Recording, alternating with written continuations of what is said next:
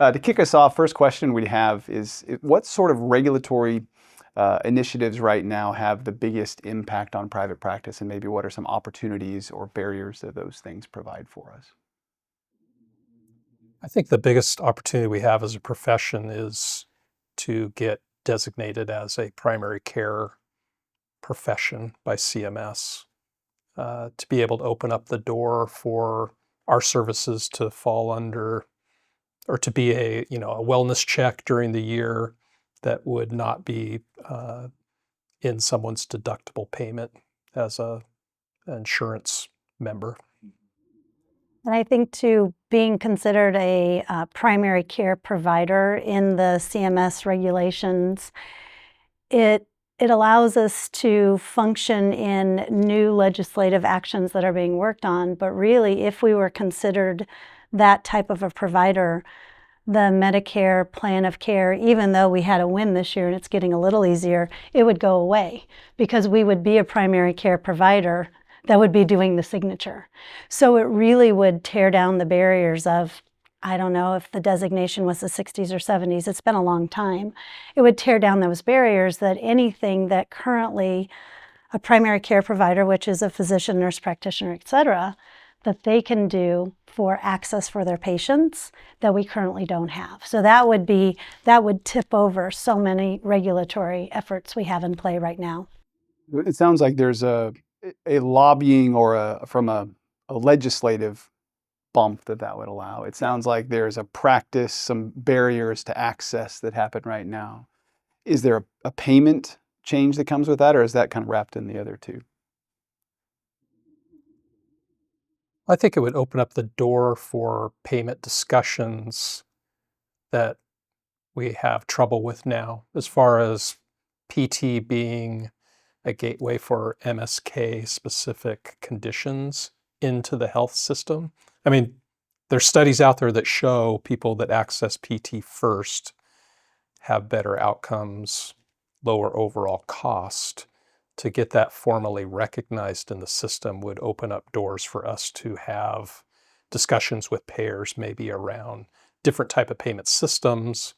It would also maybe raise the value of our eval and those skills in the current care model.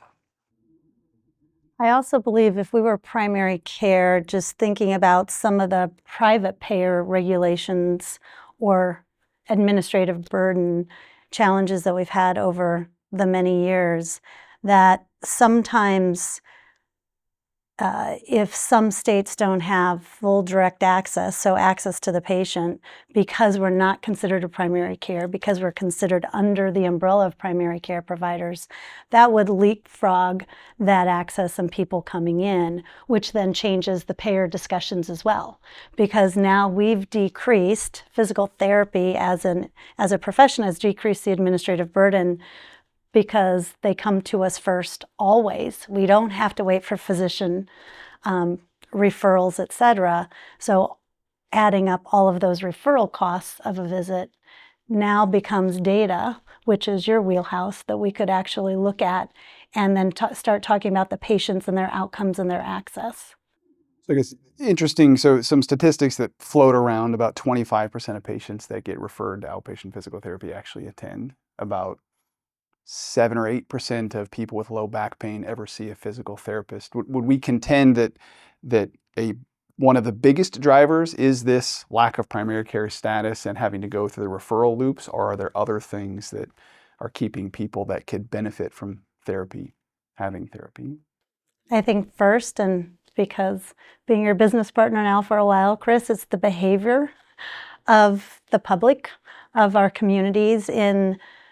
We've never been a primary care provider, so a lot of times general public individuals believe they need to go to a different individual, a physician, before coming to us. So just getting the regulation changed or having how we're described changed, now comes actually the hard work on public perception, individual perception, and moving forward. But now what we do is we set up the profession and physical therapists as professionals for their entire career to look differently. This would be paving the way for a very multi-decade changes in how we're viewed. Yeah, so I guess I'll pivot this a little bit. So I graduated PT school in 2001, and that was the time where we were at PT first, PT for life. You got to have your PT wellness check. We're going to be the MSK providers. I've been in this career almost 25 years, and we're saying the exact same thing we did 25 years ago. So if we were to say it's all legislative and it's all regulatory, it's all out of our hands. I don't believe that to be true. So what do we think in our current practice patterns, our business behaviors and outpatient have kept us from acting as that primary care so that we get our customers to clamor for that because they see that we do it? Well, we need to be better about managing utilization and also referring out when either the patient is not appropriate for PT, or maybe the patient is more appropriate for a PT that has a different specialty than we have. So we need to make sure that we're directing patients to the most appropriate provider and then managing their care in an efficient way. At that point, I believe you were on a panel last weekend with a group of our peers talking about physical therapy, and especially outpatient physical therapy. And one of the speakers said something about some statistics around, do we, if I'm a provider, refer out when it isn't my skill set and a patient needs to be referred out? And really just the question of not even referring outside your company. We're with a large company, and do our internal providers internally refer? And I agree, we don't do that well. I've believed this a long time. Been an APTA member since 1991, so a little longer than Chris. And part of our behavior, and I still think it's true, and I wish we could change the mindset, the way we're paid also doesn't allow new PTs to, I think, sometimes value what they're providing, because we're paid in 8-minute increments and a very technical rules govern us. And so I also would hope and believe that if we became primary care providers, being paid more like physicians on E&M codes and what you do, not how much time you spend, could help be a shift. It's just a component of this, but I think it's a lot of long-standing behaviors and a lot of behavioral changes. So I wonder, I'll kind of go through my history, and I'm interested that this hasn't changed. So when I was a PT and became a director in the early 2000s, we had to really fight to find patients. There was a lot of physical therapists, there was a lot of competition, you were always out marketing, and you ended up holding on to patients too long. Admittedly, I did it. You probably could have discharged them, but they wanted to come. There was still a value to be made. So we were probably bordering on overutilization. Fast forward now to post-COVID, the big hit we've taken with staffing. I don't see practice being much different than that now, other than the people that get in, you treat them as you always did, and we just block people from getting in. But why hasn't, if that was true, we have access, we have an access problem. We have a glut of patients, at least in the Northwest. Why is it that we haven't changed our practice patterns to represent we no longer have those constraints we had before? Or is it just a habit, and habits die hard? Well, if you just think of the stats you presented about the percentage of people that actually come to PT, or the percentage of low back patients that came to PT, if we were successful in our PR to get more, how would we manage that influx with the staffing we have today? So I think I think the PT needs to be the manager of the care, be able to, hopefully we'd have a system where they're able to have a team around them that they could work with to manage the course of care, so that they can use their skills as evaluators and prioritize getting new patients in the door. It'd be a whole different thought process than what we have today, where the PT is involved, in some cases, every moment of every visit with the patient. But they're going to have to become better managers of their time and a team around them to deliver the same quality of care. So it's intriguing one of my interview questions that was asking me getting a PT school is, what if you just did evaluations? That's the only thing you would do. And it was clear from the interviewers, they want us to say, no, I want to be involved in care. Fast forward 20 years, what I do best is evaluation. Where I feel I have the biggest impact is evaluation. On the flip side, we've heard horror stories of the mills where they see the therapist, patient sees the therapist once and now they're off with AIDS and it's unbridled care and not high quality. So we know we need it. We talk to therapists that they get high value. They feel empowered. They feel their best when they're evaluating and working at the top of their license. They don't want to hand off to a mill, but we don't seem to find that ground where we can actually extend done well. What are some reasons maybe we can't do that? One thing that's on my mind is thinking about some of the changes we've gone through in hiring new PTs. And traditionally, any company, there are policies and procedures. They're pushed down to all of our new PTs. The flip is bringing new PTs together as we do and sharing these new thoughts and sharing them. You're the point person for all of your clinical care. You direct that care. You can use a team, and here's what the expectations are. But how would the profession start having PTs coming out of school or in their first year asking for a new way of managing their patients' care? So I think it has to go both ways. Individual practices or large institutions or large companies need to embrace the bottom-up approach as well. Because if we just think we're going to say this is what it's going to be and push it down, we've been a profession for over 100 years. We know that's not working. So now what's next? How do we flip having individuals want to practice in that way? PT's a little unique in that it's episodic care. But if I go to the dentist, I'm seen by a hygienist. A dentist comes in, reads my x-rays, does a final check, and I don't feel like I'm not getting quality care in those settings. The same when I go to my primary care doctor. I might see an MA. I might go have labs drawn. I see my doctor to discuss what the findings are. So I think the model is out there in other specialties that potentially we just need to tweak how we think about it to really start to adopt and mold to something that'll work as times change. Those two examples, you have an MD or primary care and you have a dentist in the other example. Their professions have believed for probably their existence that they're at the top of their license, and they are at the top. PTs, some of us believe that, but I think the lion's share of our profession feel like because of regulatory requirements that we're second in line. Or at least I hope we think we're at least second in line. How do we shift that we are doctors of physical therapy and we are at the top of our license for what we provide? And yes, there are regulatory barriers, but it doesn't change how we view ourselves. Yeah. So I do wonder, about 10 years ago, we were seeing that we needed to help elevate our providers. And so we were thinking about what would it look like if we were to add extenders into that care, done well, not the mill. How could you do that well? And so I'm a qualitative researcher. We went around and talked to folks about what would it take to do this well. And what we heard from most folks is an aide is not trained to do much of anything if it's not my hands on them doing the exercise, if it's not my eyes on them watching them do every single squat. Well, that's not quality.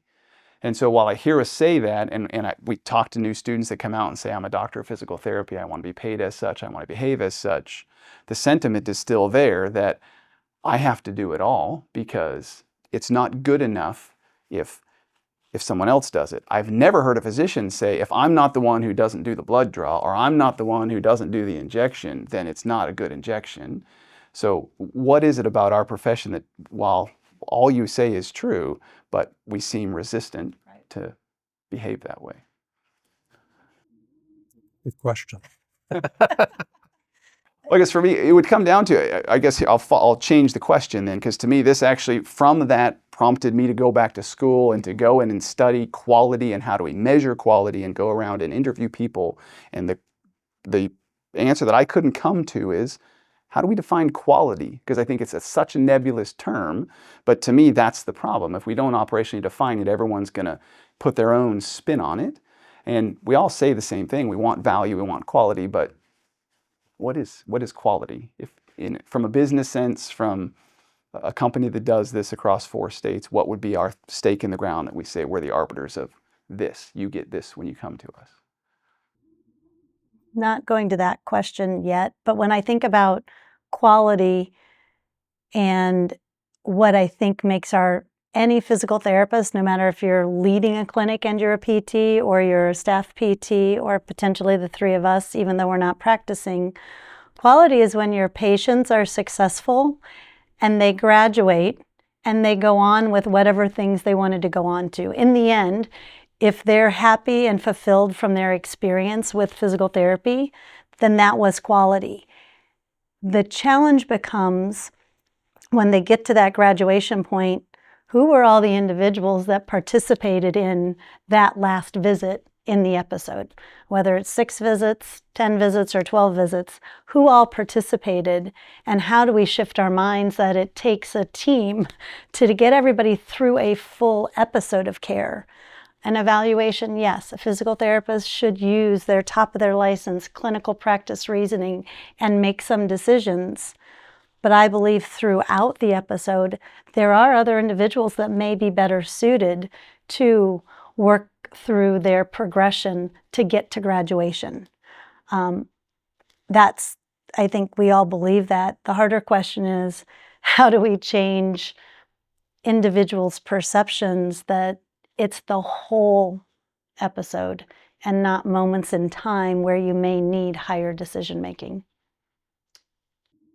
I think it's mindset and then breaking habits or patterns. I was reading a section of Marty McCary's new book, Blind Spots, and he talks about one of the most common surgeries is an appendectomy.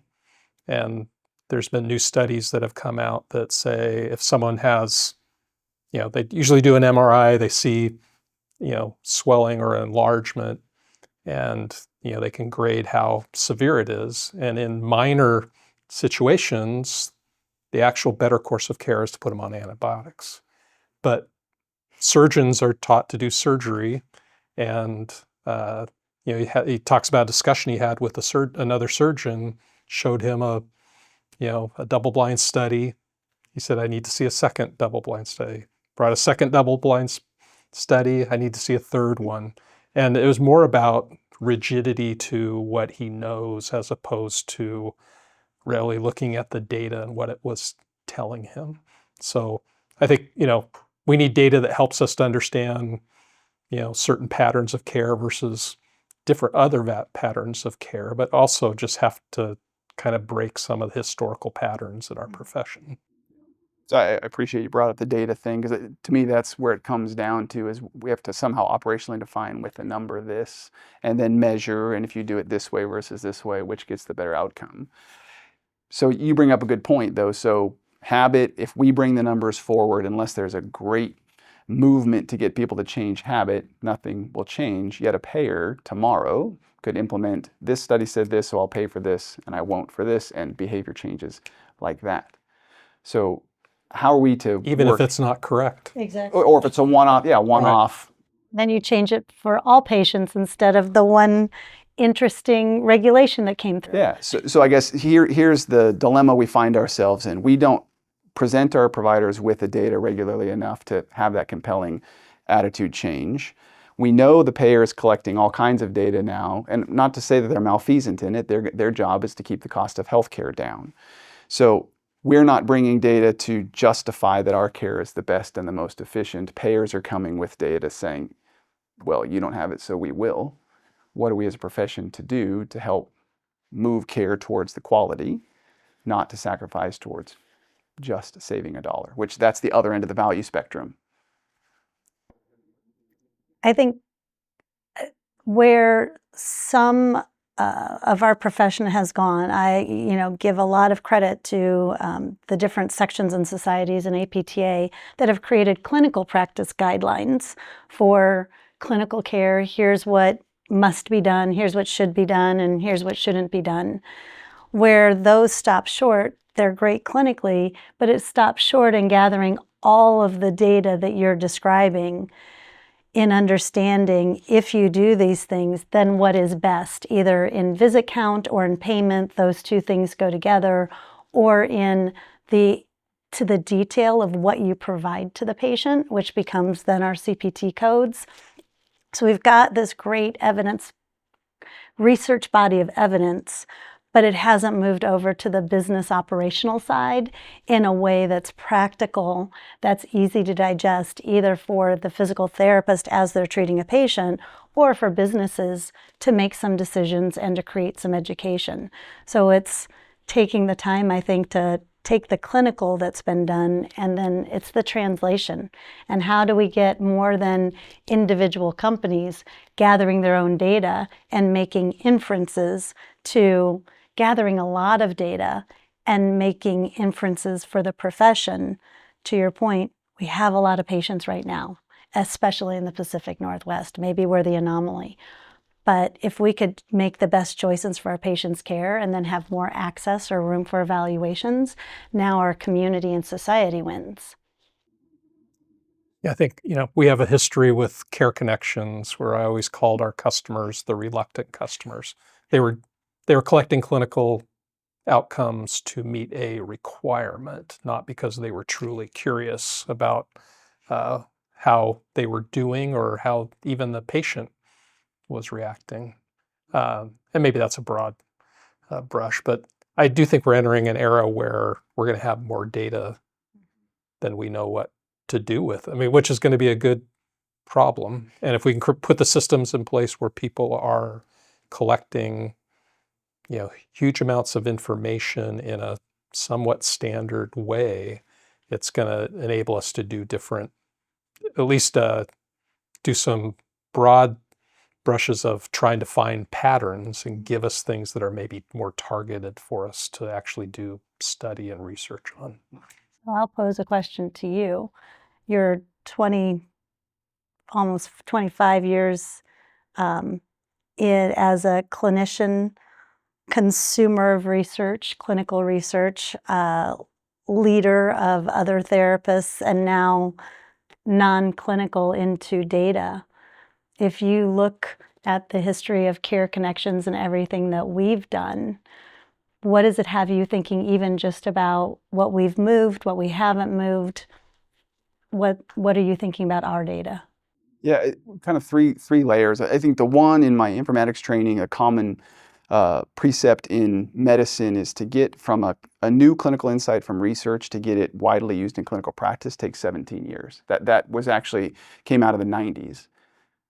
If we had the low back pain clinical practice guideline that came out in 2001 when I graduated that said if this then that, and those started coming out, we are now 25 years later and we still haven't widely adopted. So we're actually slower than that. So my informatics training would tell me that the only way we're going to change behavior is to narrowly define something, have a practice, and then do something in the workflow of your providers to make it easy for them to do what you want them to do and hard to do what you don't. So the folks at Prediction Health I talk to regularly, and one of the studies they cite is to try to move to generic medications. They tried for years in hospitals to say that generic medication is just as good as the other one. How do we get referring prescribers to use the generic? Tried everything, training, incentivizing. The only thing that worked was to actually move the generic to the top of the pick list. And as soon as you did this, habit change. So I think the set data aside, it's to define something, define a pattern that you want, and then make it very easy for your provider to do what you want them to do. And technology now, because for good or for bad, we're handcuffed to our computers, we can do those sorts of things through the templates and workflows. So I think that's one. Second would be we incentivize our providers. We know internally when we train our providers on RVUs per visit, we train our providers on code distribution, we can talk to them regularly, have them look at data that they can change it. They look at a dashboard, they can change it. We know from our other parts of our company, when we incentivize certain ways, we can get behavior to move. I think the actually make it easy and teach is much more impactful than the incentive. So it would be one, identify something, identify a workflow trigger where you can insert yourself and make it easy for them to do that. What we don't do well, and I think most organizations don't do well, is then monitor that on the back end. So, okay, so we ask you to do this, who's doing it, who's not doing this, and not to go crack a whip over someone, but then to say, well, this group needs another intervention, or we need to understand why. Maybe they have a different patient population. So I think the answer is, and we have in narrow areas examples of this working where we can push an initiative, train an initiative, make it part of their workflow, and measure it, but en masse. And that doesn't work. And then the other issue is with the churn we all have in healthcare right now. You could train your entire workforce today, and in 3 years, you're probably gonna have to do it all over again. If that, so I'm not saying it's impossible, but I think it's harder than it was 7 or 8 years ago, because you're gonna have, whatever you do, you're gonna have to keep refreshing it. And do you think that choosing something to focus on and working through the problem, also choosing something that as a treating clinician, that you're going to see the dial or the data change more quickly? I think some of the things that you referenced that we've worked on is a lot of education on, we have 4 codes we pretty much use in physical therapy other than our evaluation, in training every new therapist what those are, and that distributing them throughout their episode of care as patients' goals and activity changes is appropriate. And I think what we've learned in the data models you set up, we can see a change if they had a different hypothesis. Once they learn correctly, they can make a change in 1 or 2 weeks. And I think that's really powerful as well, as a business or as entities, choosing things that if you're going to have a goal for a certain team, that there are bite-sized goals that they can see changes, even if the bigger goal might take the full year or something else. And I do believe you've helped lead us that way so that you keep people engaged throughout the process. And we did see, so I think this is where the concept of the plan, do, study, act cycle is so impactful, that if you have a big, hairy thing you need to move, there's no bones about it. It's going to take a while to move it. But the concept of the 4DX model, or this wildly important goal, is to say, well, pick that, but then pick yourself some subservient goals to that are more process related. And so I think this is where we found good impact. We train our providers, try to pick something decent that you want to move in 9 months, and then move something in a day, and move the next thing in a week, and you'll see yourself onto that. So maybe to pivot this a little bit and back to quality, my beef with the Medicare quality system we have right now, look in the hospital system, or certainly look in PT, 95% of the quality measures that we're measured against are process-related measures. They're actually, they have said at some point in time that will move the end goal of quality, better health, less cost, whatever you want to say, but we're held to all of these standards, all in the name of quality for MIPS, that actually haven't achieved something. So yeah, let's break into bite-sized pieces, but maybe we use Medicare as an example. How can that process be improved to move important things in shorter than 25 years? Yeah, Medicare doesn't have 25 years with an individual to move things. It really seems like it's more about preventing something more serious from happening, not necessarily creating a better outcome for what you're treating them today. So Medicare may be a special piece that shouldn't be the model for a younger population, where really you're trying to move the quality of an individual and what their outcome is on what you're treating them today. Yeah. Slight tangent, but this discussion on wildly important goals, 4DX, small bites to get to the longer term goal, Medicare shouldn't be what we all focus on. But I think where we fall into pitfalls as a profession is Medicare is, of course, the most stringent regulation, and that we find ourselves trying to make it easy to administrate all of the rules. We take the Medicare rules and we require everyone to follow Medicare rules, no matter cash patient, private payer, per diem rate, etc. And that to me is just a huge opportunity to break those barriers down. From a financial perspective, it's a huge win. From an operational perspective, it takes a lot more work. And from an educational perspective, what we've been able to do is it doesn't take more work from an educational perspective if you use technology to learn the rules for you. And we've had the ability to tell our therapists, use an EHR, use your EHR, document everything you do, and all the rules will be scrubbed for you. That's a game changer that doesn't exist, because I think most PT practices try and teach the 15 different rules for the 15 different payers, and that then makes a very dissatisfied clinician when they're trying to finish their documentation. So there are wins using technology with these barriers at the same time and combining the two. Yeah, so I guess a good segue. If we say that Medicare is trying to get to some outcome goal and taking 25 years through process measures isn't the win, we can see through MIPS setting a goal of I want my incentive and do some processes and have some technological helps. You can achieve that. You can get your incentive. So what are some technology things out there or emerging now that are going to help our providers move the dial on quality that you think are going to really take hold in the next few years?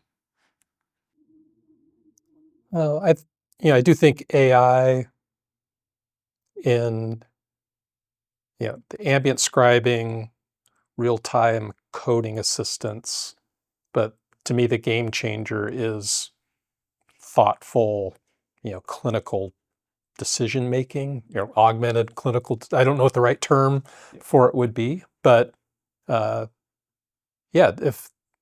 the AI is hearing something and sees something and knows there's a important step or treatment to put in, someone's plan, and it's not seen in what the PT has created, something like that. Mm-hmm. Especially with newer providers, maybe seeing things that they're don't yet have the clinical skills or training to see.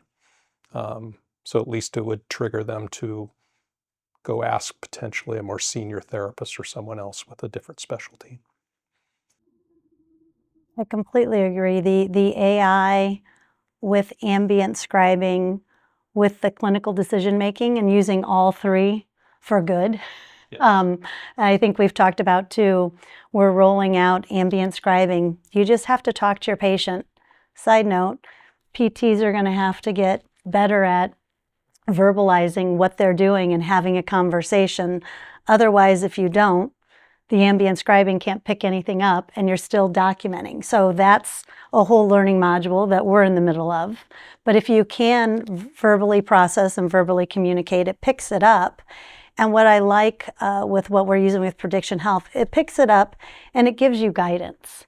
And what the hope is that, to your point, you verbally processed all of these subjective conversation goals and what you tested.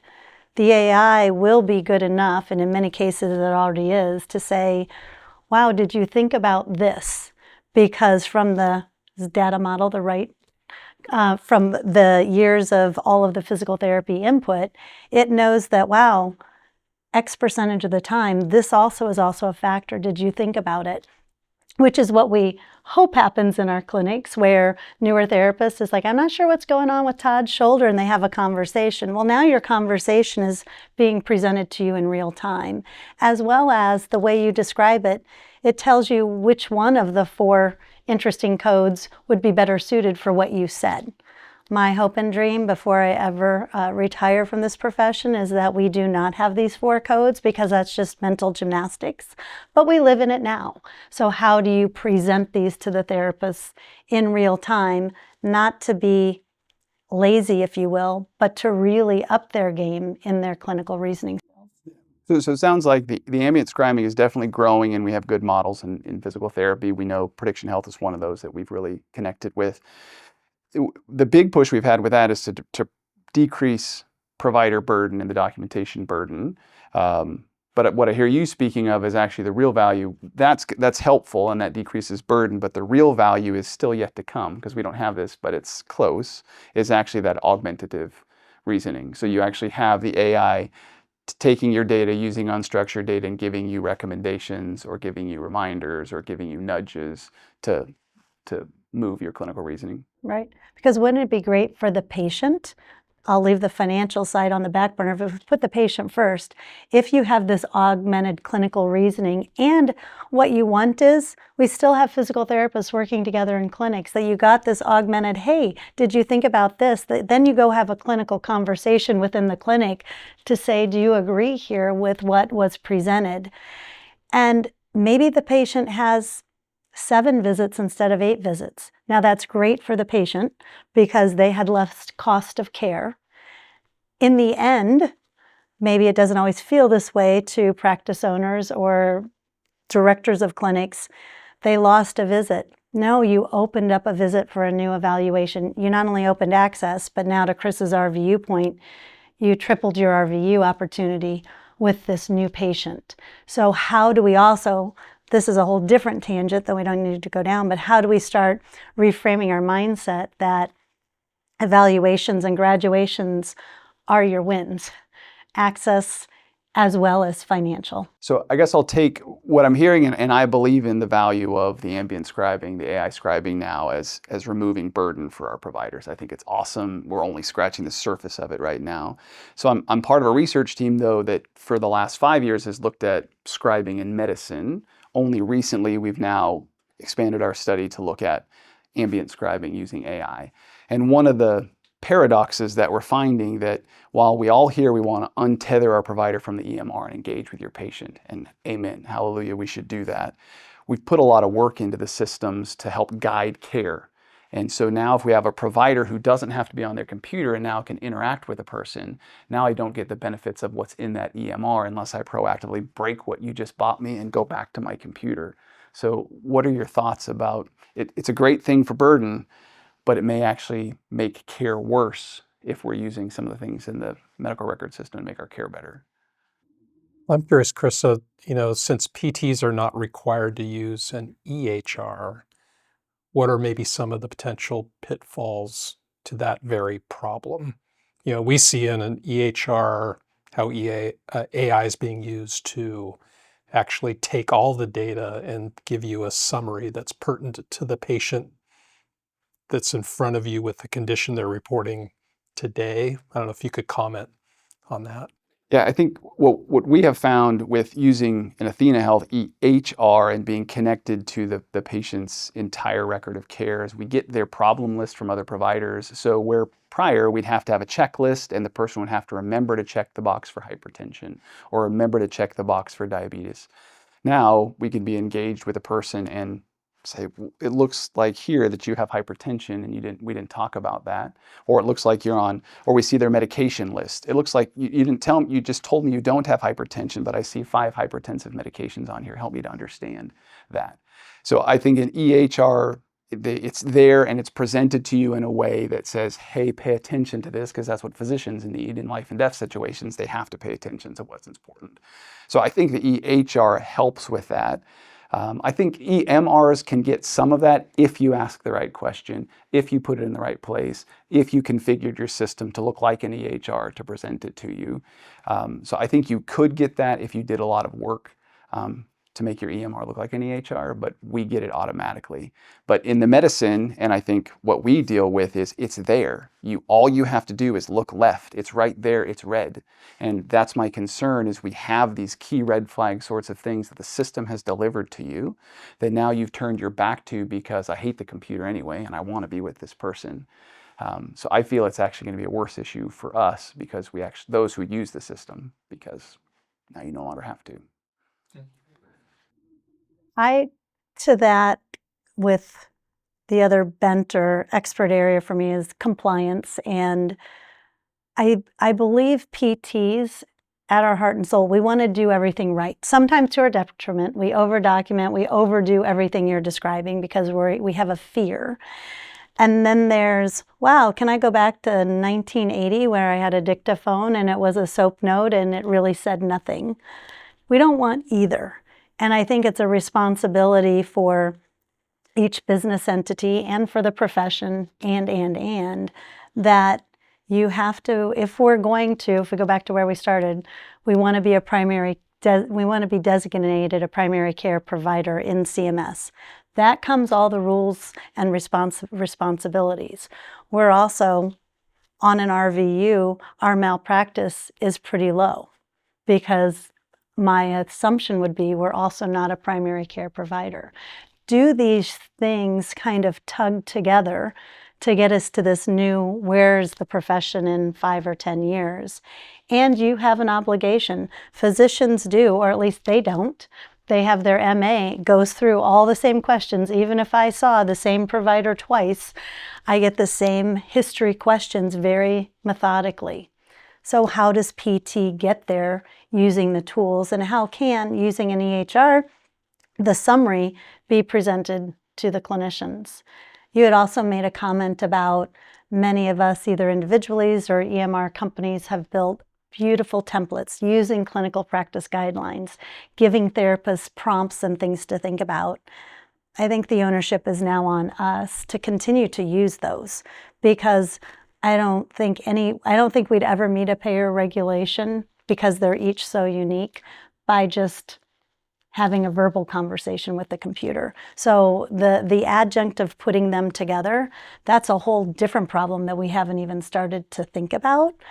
And I don't know that that's just each business entity, but I do think that'll end up being a profession, whether it's APTA or APTA private practice, focusing more on outpatient, probably some key strategic initiatives and goals to make sure that we continue to move forward.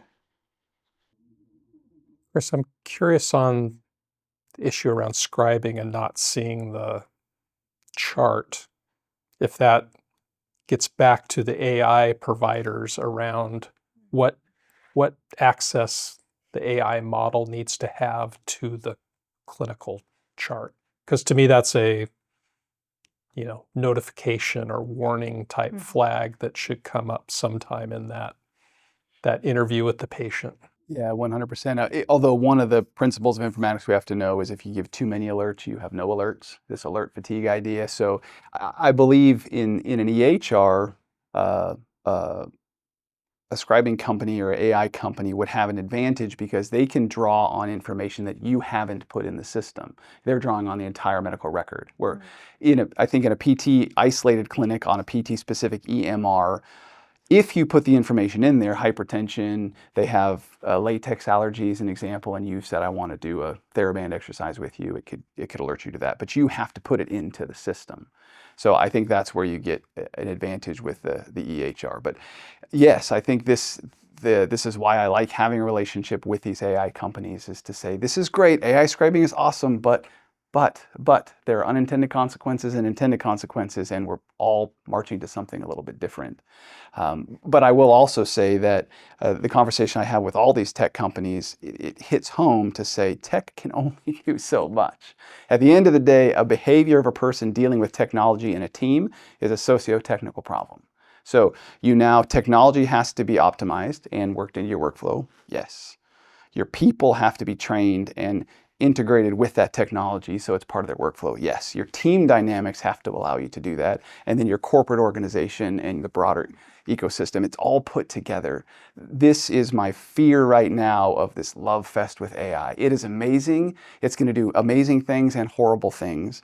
The way you control that is you wrap these other pieces around it. And I fear that many organizations now are running headlong into technology as a silver bullet and forgetting the fact that when people are involved, it's usually a people problem and a social issue.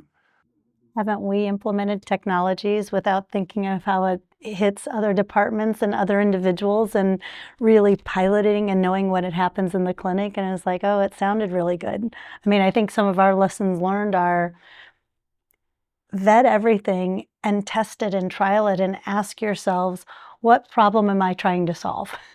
Because if you don't have, and this is thanks to Chris, if you don't know exactly what you're trying to solve, you'll probably run through 4 or 5 pieces of technology before you finally understand what you need. And that's, again, the conversations last week with other peers around the country. It was a love fest, and it was quite interesting. It was scary 2 years ago, and now it's we're all going to do it. And then, but how are you going to utilize it? What are you going to do with it? Do you know the HIPAA rules? Do you know that you're using all of these free tools correctly? There's just so much that goes into it, but being thoughtful that's the game changer. So we've talked about technology, and there's good and bad with technology, and anytime you put something into practice, there's a potential for safety issue, and so there's going to have to come regulations. So we either have the ability as a profession of physical therapy to push for safety and regulation, or it'll be imposed on us either by licensure laws or others. So what are some things we can do as an organization that help us to control the quality of how we use technology? I'll give an example of where we probably haven't done well in the past. Use any clinical technology we have right now, vasopneumatic devices, even non-technological dry needling. Any of these extra things that we're adding on that maybe weren't part of PT in 30, 40 years ago might be very good, but they become a vogue thing. We, in these, have had to say, one, does it conform to our Practice Act? Two, is it safe, and how do we measure safety? Three, is it something that our customers want? So we're having to be very proactive with that. What are some things we can do with other technologies that can, again, ensure safety and push that we're the leaders of regulation versus having it imposed on us? Just want to add a fourth to the pieces. And how will I get paid for it? Because I think that then pushes the other three that you described. Is it safe? Yes, great. Do the patients ask for it? Maybe. What does it cost, and do you get paid for it? Then starts to get, in my mind, some murky behavior of when you use it, why you use it, do you do it in compliance with the Practice Act? I think that emerging pieces of equipment have always been out there.